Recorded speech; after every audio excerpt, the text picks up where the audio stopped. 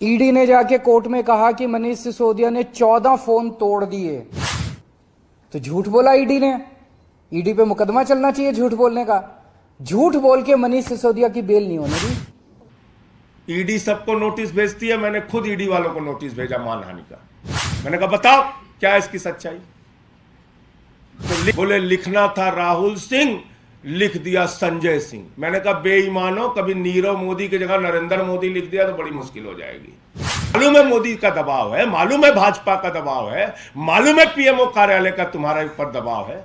जो पहला आरोप है कि 100 करोड़ का घोटाला हुआ, 100 करोड़ की रिश्वत किकबैक के तौर पर शराब कारोबारियों द्वारा आम आदमी पार्टी को, दिल्ली सरकार को दी गई। इस किकबैक देने में एक शराब कारोबारी गौतम मल्होत्रा जी भी शामिल थे, ऐसा भारतीय जनता पार्टी भी कहती थी, ऐसा सीबीआई भी कह रही थी, ऐसा ईडी भी कह रही थी। लेकिन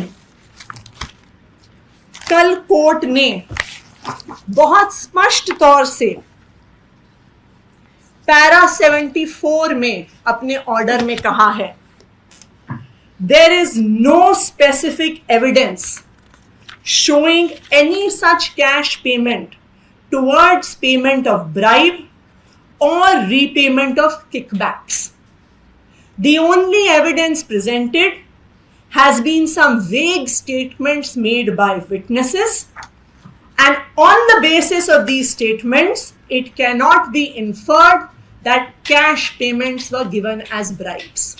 So court ये स्पष्ट तौर से कहता है कि रिश्वत देने का, एक नए पैसे की भी रिश्वत देने का कोई भी सबूत कोर्ट के सामने नहीं रखा गया है। ईडी के पास कोई भी सबूत नहीं है। तो ईडी की कहानी शुरू होती है 100 करोड़ रुपए से। हालांकि ये 100 करोड़ रुपए का जो अमाउंट है ये कहां से आया, ये बिल्कुल भी स्पष्ट नहीं है, क्योंकि ईडी खुद अपनी चार्जशीट में सिर्फ 30 करोड़ रुपए के अमाउंट की बात करता है। तो पहले 100 करोड़ से तो ईडी खुद 30 करोड़ पे आ गई।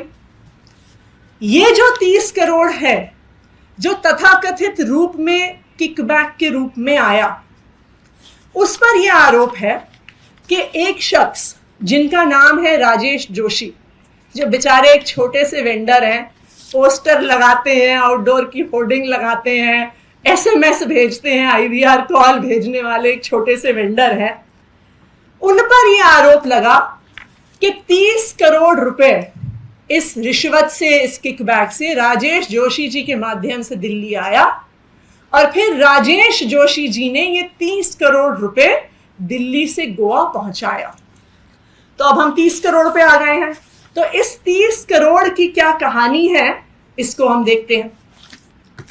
पैरा 44 में इस 30 करोड़ रुपए के बारे में कोर्ट ये कहता है, there is no independent evidence collected by the investigating agency to substantiate और कोरॉबोरेट दिस फैक्ट। तो जो 100 करोड़ से 30 करोड़ पर ईडी आई, उस 30 करोड़ पर कोर्ट ने बहुत स्पष्ट तौर से बोला है कि 30 करोड़ के लेन देन का कोई भी सबूत नहीं है। और कोर्ट ने उसके बाद बोला है कि आपके पास जो सबूत है, हम उसे सबूत नहीं मान सकते हैं कि राजेश जोशी का नंबर किसी के फोन में सेव था, कि राजेश जोशी ने किसी को कॉल किया। उन्होंने कहा नंबर सेव होना, किसी एक व्यक्ति का दूसरे व्यक्ति को कॉल करना, कोई भी सबूत नहीं माना जा सकता। उसके बाद ईडी ने कहा अपने आरोप में कि ये जो 30 करोड़ रुपए राजेश जोशी ने तथाकथित रूप से दिल्ली से गोवा पहुंचाए, इस पैसे का हवाला, इस पैसे का लेन देन पर्चियों के माध्यम से हुआ। इस पर्चियों पर भी कोर्ट ने बहुत सख्त टिप्पणी करी है। इस ऑर्डर के पैरा 46 में इन पर्चियों के बारे में कोर्ट का यह कहना है, However, even these paper slips have not been recovered either in hard or in digital form from the mobile phone of any witness or any hawala operator. Number 2, no record seized from any hawala operator in connection with this amount has been presented to the court. यानी आपने जो कहा कि 30 करोड़ रुपए पर्चियों के लेन then के माध्यम से गोवा, दिल्ली से गोवा गए, उसका भी कोई सबूत ईडी के पास, सीबीआई के पास नहीं है।